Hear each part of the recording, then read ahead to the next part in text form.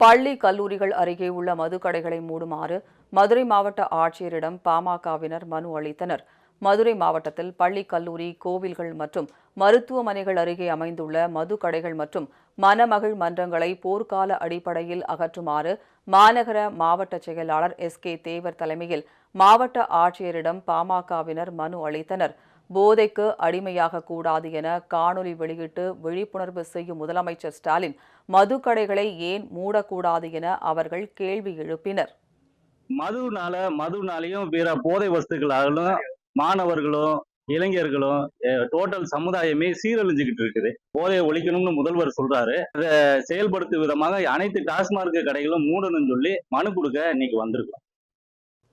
இதனிடையே திருச்சியில் தனியார் பேருந்துகள் விதிகளை மீறி அளவுக்கு அதிகமாக பயணிகளை ஏற்றி செல்வதாகவும் ஓட்டுநர்கள் பணியின் போது போதைப் பொருட்களை பயன்படுத்துவதாகவும் குற்றச்சாட்டு எழுந்துள்ளது.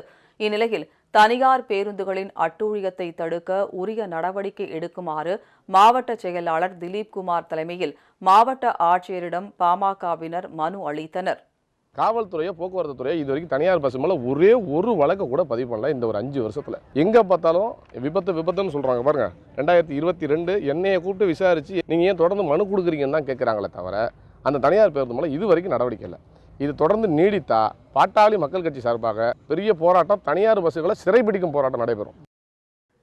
இந்த நிலையில் காவல்துறை பதிவு செய்த பொய் வழக்கில் கைது செய்யப்பட்டு கடலூர் நடுவன் சிறையில் அடைக்கப்பட்டிருந்த பாமக மாநில செயற்குழு உறுப்பினர் தனசேகரன் 20 நாட்களுக்கு பிறகு பிணையில் விடுதலையானார்.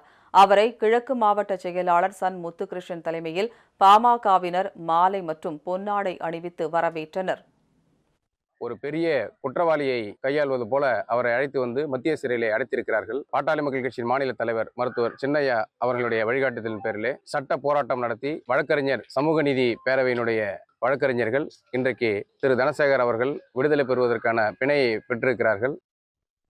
சமூக முன்னேற்ற சங்க தலைவர் பேராசிரியர் சிவபிரகாசம், மாவட்ட தலைவர் தட்சிணாமூர்த்தி, ஒன்றிய செயலாளர் சகாதேவன் உள்ளிட்டோர் உடனிருந்தனர்.